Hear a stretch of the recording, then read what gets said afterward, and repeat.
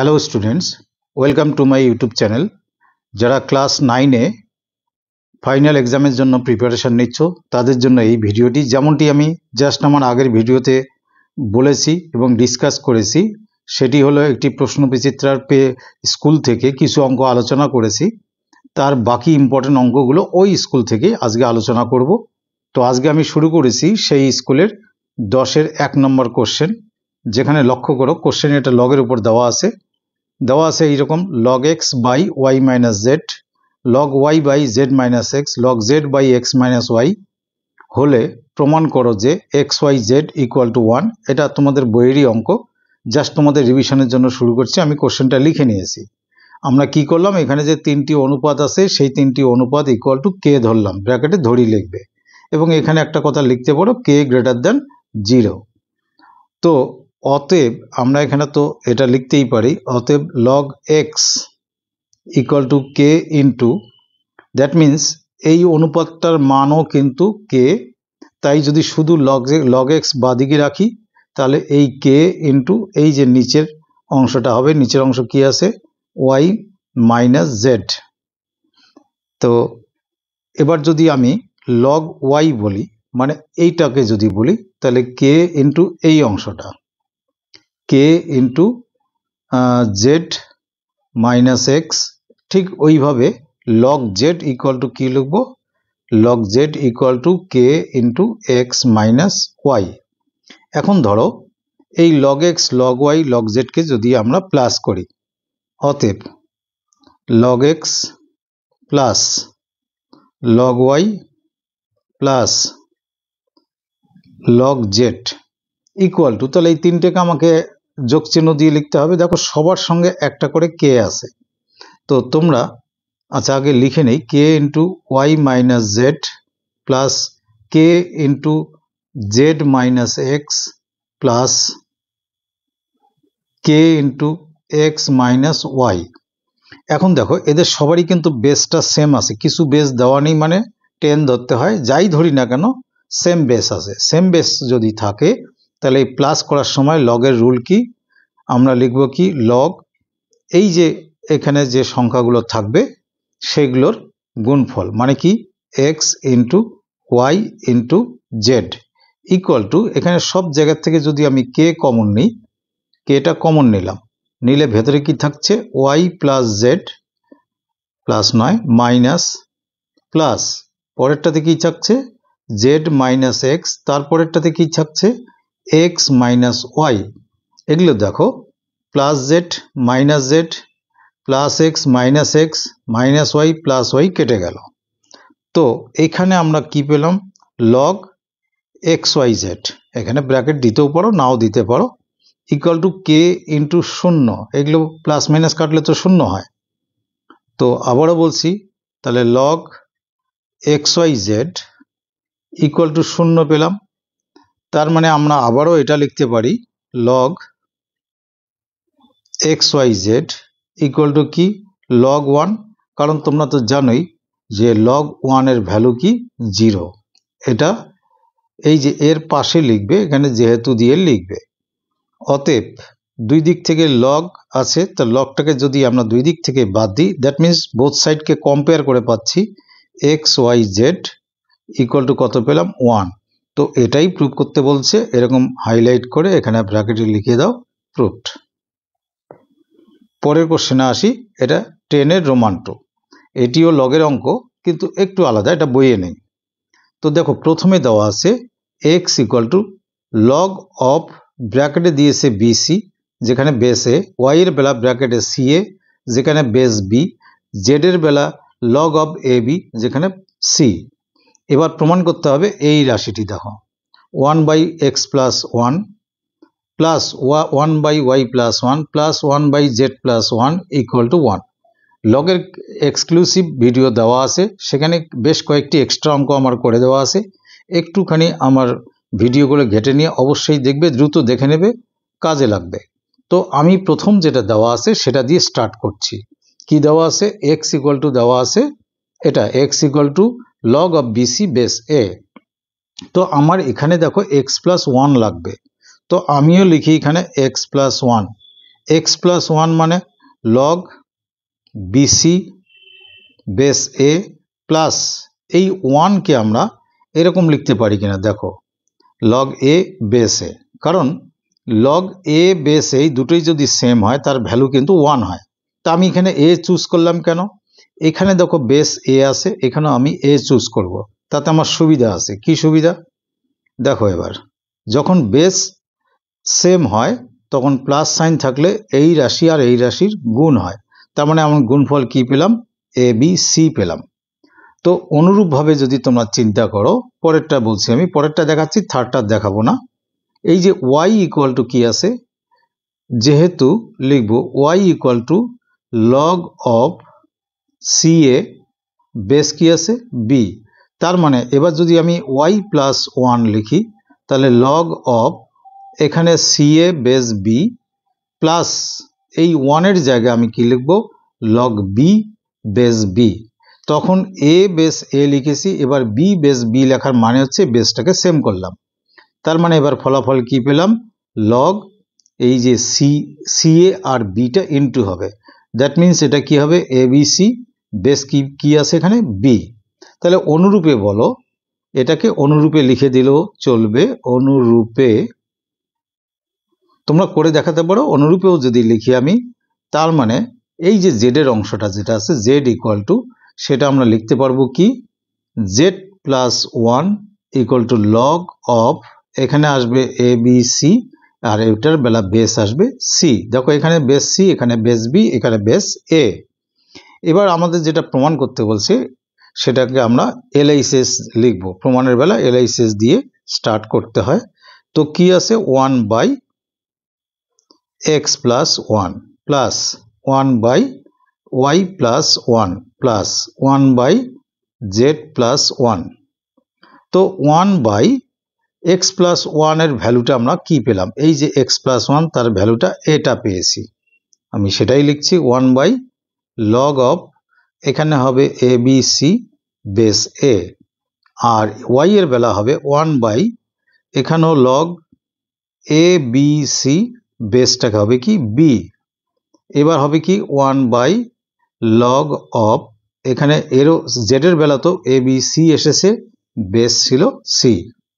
তো এবারে আমরা যদি এই নিচের থেকে লগ রাশিটাকে যদি আমরা উপরে তুলে নিই, অর্থাৎ এটাকে একান্তর প্রক্রিয়া বলে বা রেসিপ্রোকাল করে নিই, তখন কিন্তু এই বেসটা উপরে চলে যায় আর উপরের রাশিটা বেস হিসাবে দেখা দেয়। তো পরেরটার বেলা কি হবে, এটাকেও যদি আমি উপরে তুলে নিই তাহলে কি হবে, লগ অফ ওয়ান বাই কিন্তু থাকলো না, এবার বিটা যাবে ওপরে, বেস কি হবে এ বি সি। এটার বেলাও কি হবে, লগ এই বেসটা উপরে যাবে আর এটা বেস হয়ে আসবে, এখানে কি হবে এ বি সি। এটা করে লাভ কি হলো, সবার বেসটা সেম হলো। তাহলে লগের যদি সব লগ রাশির বেস যদি সেম হয় আর এখানে যদি যোগ চিহ্ন থাকে, তাহলে আসলে এই পদগুলো কি হয়, গুণ হয়। তাহলে এটার ফলাফলে ফাইনাল আমি কি পাচ্ছি, লগ এ বি সি, তিনটা গুণ হলো, এ গুণন বি গুণন সি, আর সবার সেম বেসটা কি লিখবো এখানে এ বি সি। তো লগ অফ, আমি যেমন একটা সূত্র কি আছে, log of P base P, যদি বেস আর এই রাশি যদি সেম হয় তার মান কত হয় ওয়ান, তার মানে এটার মান কত পেলাম ওয়ান, আর এটাই আরএইচএস এ ছিল, তা লিখবো equal to RHS within bracket proofed. তাহলে তোমাদের এক ধরনের রিভিশন হলো।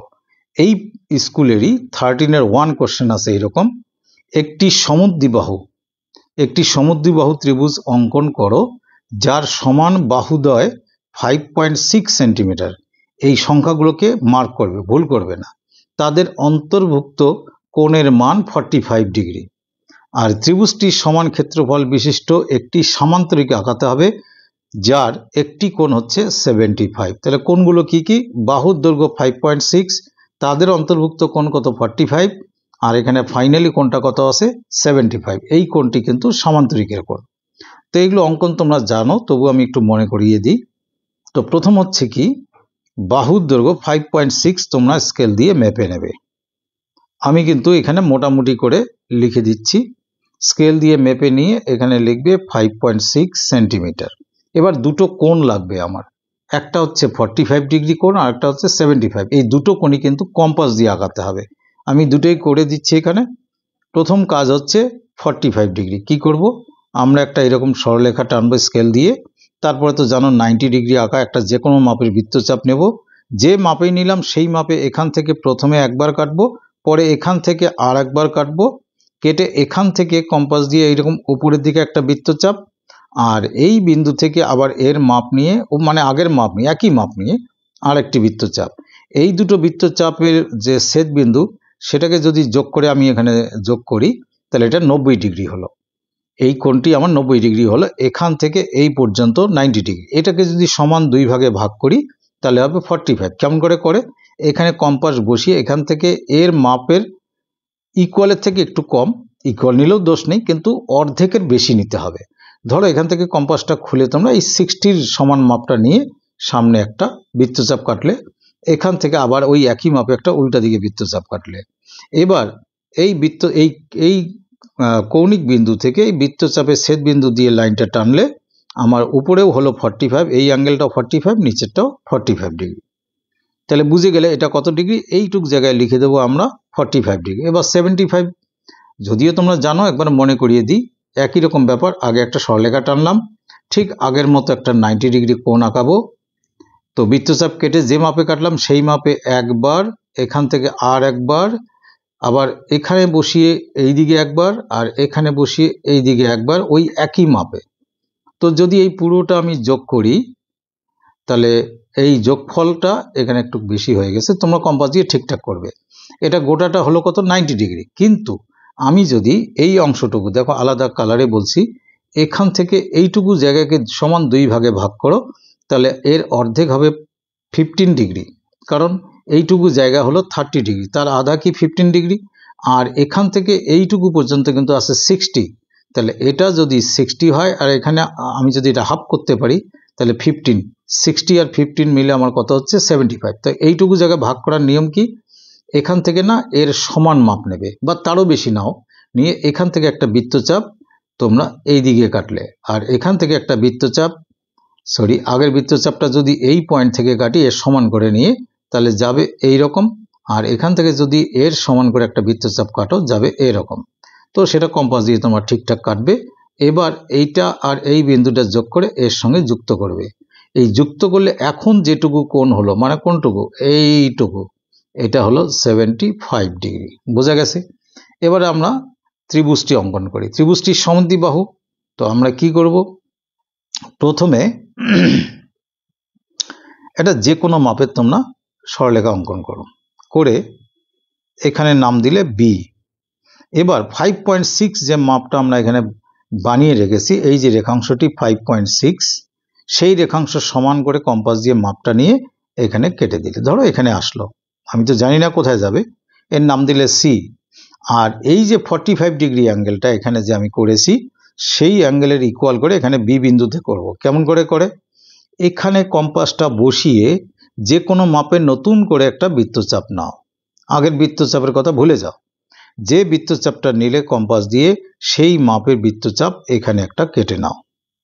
নেওয়ার পর এই যে এইখান থেকে এইটুকু গ্যাপের মাপ কম্পাস দিয়ে নেবে, এই যে মার্কটা বুঝবে এখান থেকে এইটুকু কিন্তু 45, সেই মাপটা কম্পাসটা খুলে নিয়ে এখান থেকে কেটে দিলে, ধরো এরকম গেছে, এতটা যাবে না, আরো কম যাবে, ধরো এরকম গেছে। এবার এই যে বি আর এই বিন্দুটা যোগ করে বাড়িয়ে দাও, মোটামুটি বাড়িয়ে দিলে, আমারটা গন্ডগোল হলো একটুখানি, একদম ওই বিন্দু দিয়ে নেওয়ার চেষ্টা করি, হয়েছে। এবার আমি যে বি থেকে সি পর্যন্ত 5.6 যেটা আমি কেটেছি, এটার আবার মাপ নেব, নিয়ে এখানে কাটবো। কোত্থেকে, এই যে বি থেকে শুরু করে 5.6 এখানে কাটবো, কেটে এর নাম দেবো কি এ। এবার এ আর সি আমি যুক্ত করব, আমার কিন্তু ত্রিভুজ হয়ে গেল। আর এই যে মাথাগুলো যে থাকবে এর কিন্তু নাম দিতে হয়, ধরো এর নাম দিলে তুমি এক্স, এখানে নাম দিলে ওয়াই, আর কোনো নাম কিন্তু ছোট হাতের দেওয়া যাবে না, বড় হাতের দিতে হবে। এবার কি কাজ, এবার কাজ হচ্ছে কি, এ বিন্দু দিয়ে এই যে বিসি বাহুর সমান্তরাল, এই বিসি বাহুর একটা সমান্তরাল সরলরেখা আঁকাতে হবে। আর এখানে বাহুর মাপগুলো লিখতে হবে না, তোমাদের বোঝানোর জন্য লিখে দিয়েছি, কিন্তু লিখতে হবে না। কি করবে, আবার এই যে 45 ডিগ্রি যে অ্যাঙ্গেলের যে বৃত্তচাপ, সেটা এ বিন্দুতে বসিয়ে এরকম উল্টা দিকে কাটবে, হলো বৃত্তচাপ। এইখান থেকে এইটুকু যে মাপ আছে 45, সেটা কম্পাস দিয়ে এইটুকু মাপ নিয়ে এই পয়েন্ট থেকে এখানে কেটে দেবে। দিয়ে এই যে পয়েন্ট আর এই যে পয়েন্ট আমি দেখাচ্ছি অন্য কালিতে, এই দুটো পয়েন্ট জয়েন করে বাড়িয়ে দিলে এবার যে সরলরেখাটি পেলাম তার নাম মনে করো পিকিউ। এই পিকিউ কিন্তু, এই পিকিউ সরলরেখাটি বিসির কিন্তু সমান্তরাল হলো। এবার সামান্তরিক আঁকাতে গেলে কি করতে হয়, এই বি আর সি বাহুটিকে সমান দুই ভাগে ভাগ করতে হবে। কি করতে হবে, বিতে কম্পাস বসিয়ে অর্ধেকের বেশি, ধরো এতটা মাপ নিয়ে, এখানে দাগ দেবে না, আমি বিসি এর অর্ধেকের বেশি নিয়ে বললাম এইদিকে সামনে একটা দাগ কাটবে উপরে, আর একটা নিচে কাটলে, আবার এই একই মাপে সি থেকে নিয়ে ওই একই মাপে এটাকে কাটলে এটাকে কাটলে, এবার বড় স্কেল বসিয়ে এখানে একটা দাগ দেবে, এখানে একটা দাগ দেবে, এখানে একটা দাগ দেবে, পুরো লাইন টানবে না। এই যে দাগ দিয়ে যে বিন্দুটা পেলাম এটা কিন্তু ডি বিন্দু। কার মধ্যবিন্দু, বি সি এর, এই বি থেকে সি এর মধ্যবিন্দু ডি পেলাম। এবার বলছে এখানে আমরা সামান্তরিক আঁকাবো, যার একটি বাহু হবে কি ডিসি, কিন্তু ডি বিন্দুতে আমার 75 আঁকাতে হবে। কি করবে, এই যে 75-এ এই যে এক্সট্রা বৃত্তচাপ একটা কেটে রেখেছি আমরা, এই যে বৃত্তচাপটা সেটার মাপ নেবে, নিয়ে ডি বিন্দু থেকে এই বৃত্তচাপটা এখানে কাটবে, সমান করে কাটবে, আমি তো এখানে হাতে বোঝাচ্ছি। এবার এই বৃত্তচাপ আগেরটা ভুলে যাও, এই নতুন করে যে বৃত্তচাপ নিয়েছি এখান থেকে এই মাপটা, এইটুকু গ্যাপ কম্পাস দিয়ে মেপে নেবে, নিয়ে সেই মাপে কম্পাস দিয়ে এখান থেকে এটাকে কেটে দেবে। এখানে আগের জিনিসটা একটু মুছে দিই, হ্যাঁ। এবার ডি আর এই যে ছেদ বিন্দুটা যোগ করে বাড়িয়ে দেবে। কত দূর বাড়িয়ে দেবে, যখনই পিকিউকে টাচ করবে তখন থেমে যাবে। তাহলে এটা কত ডিগ্রি হলো, 75 ডিগ্রি, এটা কত ডিগ্রি হয়েছে, 45 ডিগ্রি। এবার ডি আর এখানে নাম দিলে তোমরা ই। সামান্তরিকের বিপরীত বাহু কি হয়, সমান, তাই ডিসি বাহুর সমান করে আমাকে ই থেকে এখানে এফ বানাতে হবে। কি করে বানাবে, এই যে কম্পাস নিয়ে ডিতে বসিয়ে সি পর্যন্ত মাপ নেবে, অর্থাৎ ডিসির মাপ নেবে, নিয়ে ই থেকে এরকম একটু কেটে দেবে, যেখানে কাটবে কেটে এর নাম দিলে কি এফ। এবার এফ আর সি যোগ করবে, দেখতেই পাচ্ছ যে সি ডি ই এফ একটি সামান্তরিকের মতো হলো। নিচে কিচ্ছু লিখতে হবে না, এইটুকু লেখার পর নিচে লিখবে এখানে সি ডি ই এফ ই হলো উদ্দিষ্ট সামান্তরিক, বা যদি কঠিন লাগে উদ্দিষ্ট বানান লিখবে নির্ণেয় সামান্তরিক। বাস এইটুকু লাইন লিখবে, এটাকে বলা হয় কেবলমাত্র অঙ্কন চিহ্ন দিতে হবে, মানে এইটুকু উদ্দিষ্ট সামান্তরিক, বাস এই হলো অঙ্কন। একটু মনে করিয়ে দিলাম, কাজে লাগতে পারে। এবার এই স্কুলেরই 14-এর 1 নাম্বার কি বলছে, একটি সামান্তরিকের পরপর 3টি শীর্ষবিন্দু এখানে দেওয়া আছে, 7,3, 9,6 এবং 10,12। তাহলে চতুর্থ শীর্ষবিন্দুটির স্থানাঙ্ক নির্ণয় করো। তা আমি এখানে ছবিতে করে দিয়েছি, দেখো এ বি সি ডি একটি সামান্তরিক, যার এ বিন্দুর স্থানাঙ্ক আমি এটা ধরে নিয়েছি, বি এটা ধরে নিয়েছি, সি এটা ধরে নিয়েছি। তোমরা অন্য এই বি এর জায়গায় এ এর ভ্যালুটা ধরলেও দোষ নেই। চতুর্থ বলতে আমি ডি কে ধরে নিয়েছি, যার স্থানাঙ্ক নেই, তার স্থানাঙ্ক কত ধরলাম, এক্স, ওয়াই। এবার সামান্তরিকের কর্ণ দুটিকে যদি আমি টানি, তারা তো একটা বিন্দুতে ছেদ করবে, তা আমি এখানে তার নাম দিয়েছি পি বিন্দু। বলো তো দেখি পি বিন্দুটা কার মধ্যবিন্দু, এটা হচ্ছে বিডি কর্ণেরও মধ্যবিন্দু এবং এসি কর্ণেরও মধ্যবিন্দু। তাহলে এবার চলে আসি, একটু ভাষায় লিখবে, মনে করি সামান্তরিকটি এ বি সি, লিখে দিই একটু,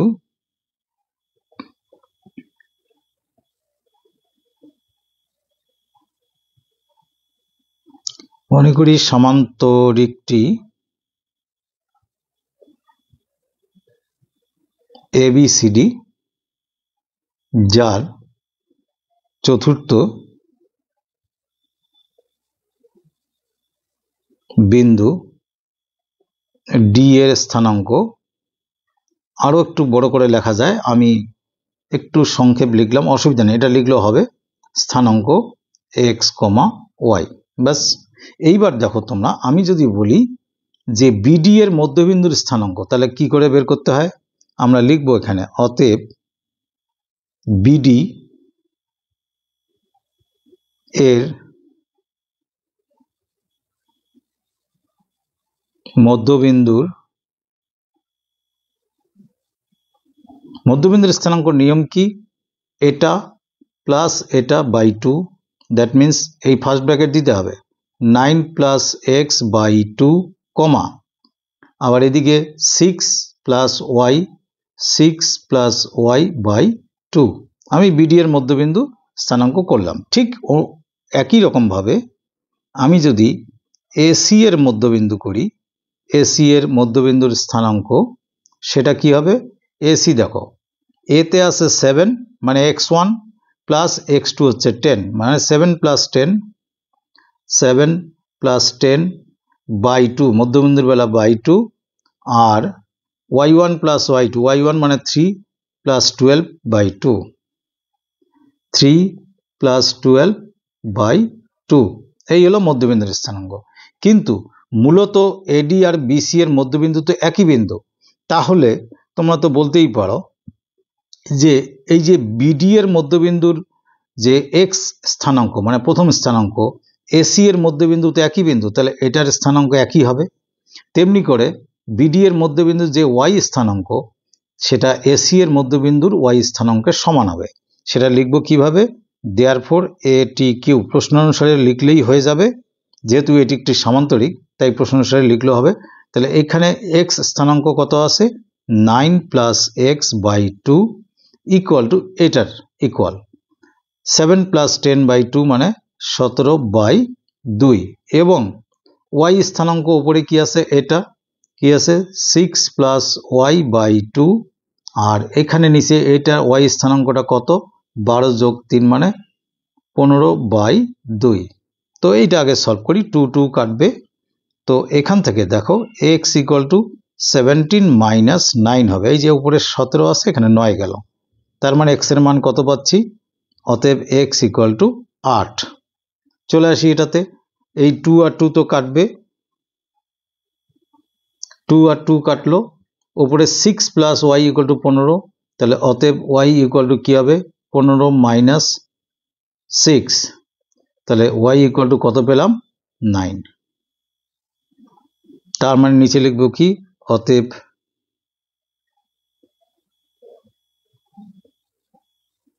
চতুর্থ শীর্ষবিন্দুর স্থানাঙ্ক ইকুয়াল টু, স্থানাঙ্ক ফার্স্ট ব্র্যাকেট দিতেই হয়, প্রথমে এক্স এর মান 8, পরে ওয়াই এর মান 9, ব্র্যাকেট ক্লোজড করে সবসময় উত্তরটাকে ক্লিনভাবে হাইলাইট করবে, পাশে আনসার। চলে আসি পরের অঙ্কে, 15 এর রোমান 2। 15 এর রোমান 2 কি বলেছে? একটি সমবাহু ত্রিভুজ, পরিমিতির অঙ্ক, ত্রিভুজের অন্তঃস্থিত মানে ভেতরে কোনো এক জায়গায় কোনো একটি বিন্দু থেকে তার বাহু তিনটির লম্ব দূরত্ব আছে, প্রথমটি 6, তারপরেরটি 9, তারপরেরটি 12। ত্রিভুজটির পরিসীমা কত? কি বের করতে বলছে? মার্ক করবে, আর এই মানগুলোকে মার্ক করবে কোশ্চেন পেপারে। এই যে ছবিটি এইরকম, এই যে ভেতরে অন্তঃস্থ এই এ বি সি একটি সমবাহু ত্রিভুজ, ভেতরে অন্তঃস্থ এই বিন্দুটি থেকে এই বাহুর লম্ব দূরত্ব তোমরা স্কেল দিয়ে লম্ব আঁকা নিশ্চয়ই জানো, 6, ছোটটা 6, তারপরের বড়টা 9, তারপরের বড়টা আছে কি 12। এবার আমি ত্রিভুজটির একটি উচ্চতা আঁকালাম এডি, তা আমরা লিখবো এখানে, ধরি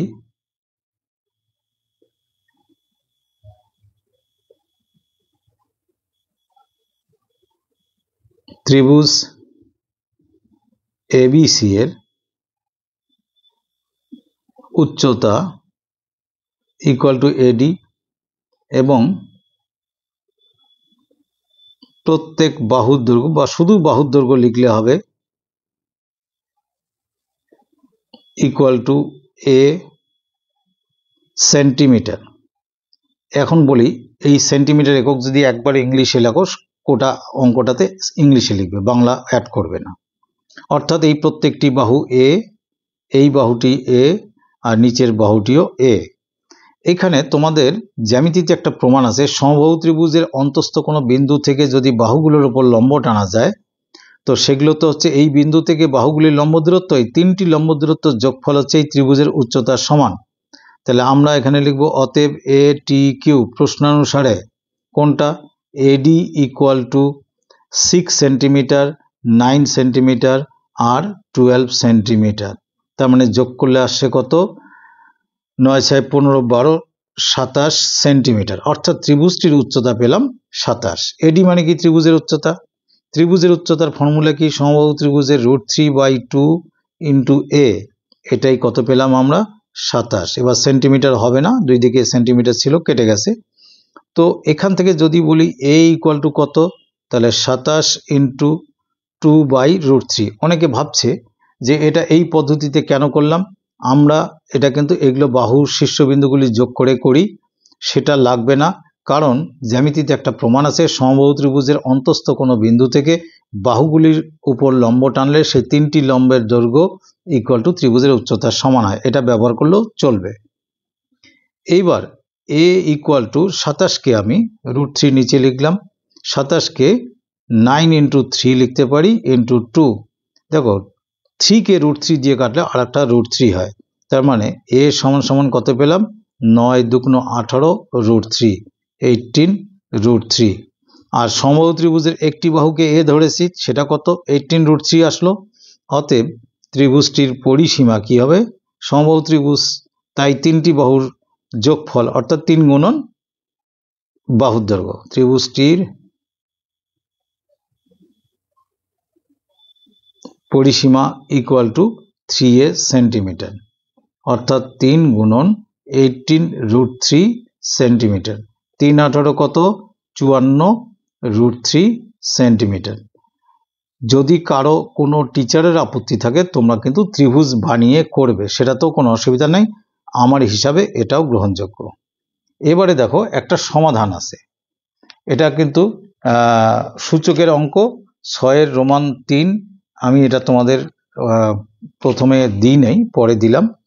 তো এটার থেকে আমাদের এক্স এর মান বের করতে হবে। তা আমি এখান থেকে স্টার্ট করি, তোমরা তো অঙ্ক লিখে নিয়ে করবে, এখান থেকে শুরু করছি। তা প্রথমে আমি 6কে কি দিয়ে ভাঙতে পারি, 3 গুণন 2, উপরে পাওয়ার কি আছে 2x + 4, এই পাওয়ারটা কিন্তু ওপরে ছোট করে লিখবে। আর এখানে 3 টু দি পাওয়ার কত আছে, 3x ইন্টু এইরকম ক্রস ইন্টু দাও 2 টু দি পাওয়ার x + 8 আছে। তো এই যে গুণফলের উপর পাওয়ার থাকা মানে এদের প্রত্যেকের মাথায় আলাদা করে পাওয়ারটি থাকা। তাহলে এখানে কি লিখব, 2x + 4 একবার 3 এর মাথায় হবে, একবার 2 এর মাথায় হবে, 2 টু দি পাওয়ার 2x + 4 আলাদা করলাম। আর এখানে 3 টু দি পাওয়ার কি আছে 3x ইন্টু 2 টু দি পাওয়ার কি আছে x + 8। স্টেপ বাই স্টেপ দেখো, এমন কঠিন কিচ্ছু না, বুঝে যাবে। এবারে আমি এটাকে ভেঙে লিখতে পারি, যেটা জায়গা শর্ট হতে পারে, ছোট করে লিখতে হবে। এই যে পাওয়ারের যোগফল থাকা মানে এর মানে হলো 3 to the power 2x into 3 to the power 4, আর এখানে আছে 2 টু দি পাওয়ার কি লিখবো, তাহলে 2x ইন্টু 2 টু দি পাওয়ার কি লিখবো 4। এই যে যোগ চিহ্ন থাকা মানে এরা কিন্তু গুণ সম্পর্কে থাকবে, কারণ এই গুণ সম্পর্কে থাকলে আবার এই পাওয়ার দুটোর যোগ হয়। তো এখানে 3 টু দি পাওয়ার 3x থাক ইন্টু এটাকে ভেঙে করলে 2 to the power x into 2 to the power 8। এবারে আমি একটা কাজ করতে পারি, আমি এখানে 2 টু দি পাওয়ার 2x এর কাছে এটাকে নিয়ে আসলাম। দেখো 2 টু দি পাওয়ার 2x, আর এটাকে যদি ওই দিক থেকে আনি তাহলে 2 টু দি পাওয়ার x ভাগ হয়ে আসবে, এখানে গুণ আছে এখানে ভাগ হলো। এখানে 3 টু দি পাওয়ার 4 মানে হচ্ছে কি 81, আর এখানে 2 টু দি পাওয়ার 8 কথাটির অর্থ কি, 2 টু দি পাওয়ার 8কে আমি একটা কাজ করি, এটা 81 এমনি থাক। এই যে 2 টু দি পাওয়ার 4 যে আছে এটাকে আমরা ওই পারে নিয়ে যাব।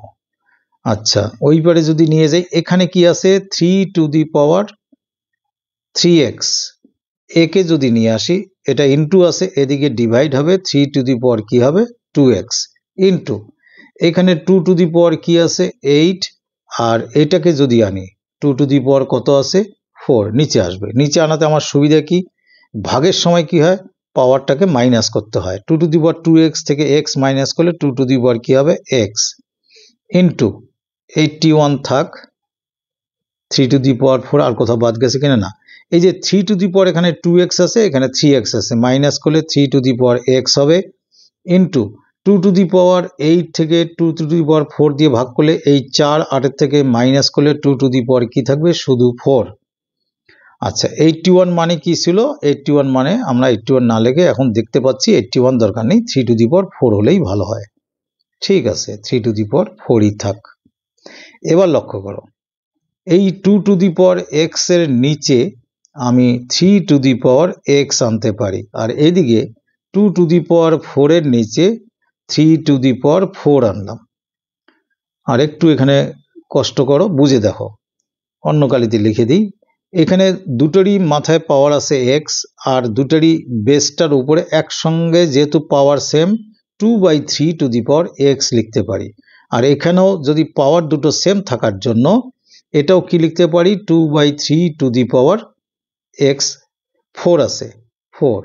তো দেখো দুই দিকে বেস সমান, তাহলে পাওয়ার পাওয়ারের ইকুয়াল হবে, তার মানে x ইকুয়াল টু কত পেলাম 4, অর্থাৎ আমার সমাধান হয়ে গেল। এটাই কিন্তু আনসার।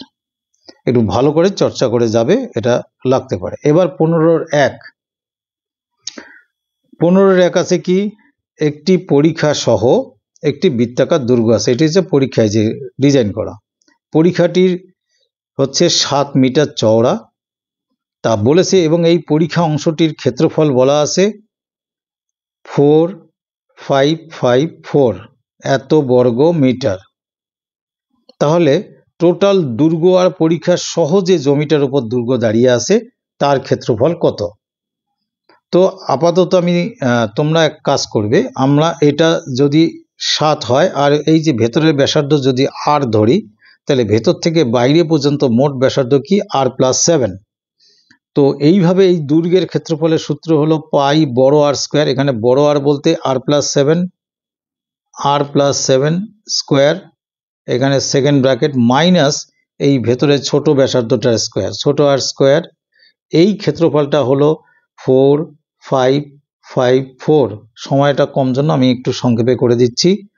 দেখো a square minus B square সূত্র হচ্ছে a plus B r+7 plus r, আর a মাইনাস বি মানে r+7 minus r equal to 4554 by পাইটা এদিকে আসলে নিচে 22 হয়, উপরে 7 হয়।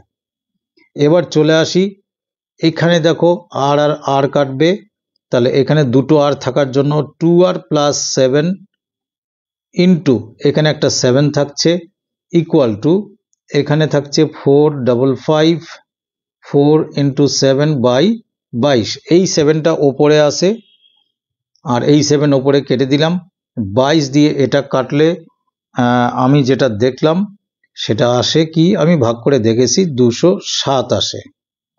তার মানে তোমরা দেখো 2r+7 ইকুয়াল টু 207, তার মানে 2r ইকুয়াল টু কত হবে, এই 7 ওইদিকে মাইনাস করলে 200 হবে। তো এখান থেকে বলতে পারি r ইকুয়াল টু 200কে 2 দিয়ে ডিভাইড করলে কি হবে 100। তো আমার পরীক্ষা সহ ব্যাসার্ধ মানে গোটাটা লাগবে, গোটাটা মানে r+7, তাহলে তোমরা এখানেই বের করো r+7 ইকুয়াল টু 100+7 মানে কি হবে 107। তাহলে এবার পরীক্ষা সহ দুর্গের, আমি অনেক ভাষা লিখিনি কারণ ভিডিওটি বড় হচ্ছে, ক্ষেত্রফল ইকুয়াল টু পাই এই যে r+7, আমি আবারও বলছি এই গোটা অঞ্চল, এই যে বড় বৃত্তটি যে আছে সেই গোটা অঞ্চলের ক্ষেত্রফল করতে বলছে। তো গোটা অঞ্চলের ব্যাসার্ধ এই বড় r+7, যার ভ্যালু আসছে r+7 107, তাহলে পাই r স্কোয়ার মানে পাই ইন্টু 107 হোল স্কোয়ার বর্গমিটার। বর্গমিটারকে ইংরেজিতে লেখা হয় মিটার স্কোয়ার। এবার ক্যালকুলেশন তোমরা জানো, এখানে 22/7 ইন্টু 107-এর হোল স্কোয়ার মান বসাবে, তারপর 7 দিয়ে ভাগ করে একটা ভগ্নাংশে উত্তর লিখবে। আমি যেটা ক্যালকুলেশন করে দেখেছি, ভগ্নাংশে উত্তরটি হচ্ছে 35982 হোল নাম্বার 4/7 বর্গ মিটার। বাস এইটুকু ক্যালকুলেশন একটু নিজে প্র্যাকটিস করবে। তো আমি খুব দ্রুত আরও 2-3টে ভিডিও দিচ্ছি অঙ্কের, কারণ এবার দেবো অবজেক্টিভের, যেখানে অবজেক্টিভে অনেকেই মার খেয়ে যায়। তাই তোমরা আমার সঙ্গেই থাকো, তোমরা নেক্সট ভিডিওতে পেয়ে যাবে। আজ এ পর্যন্তই। Thank you.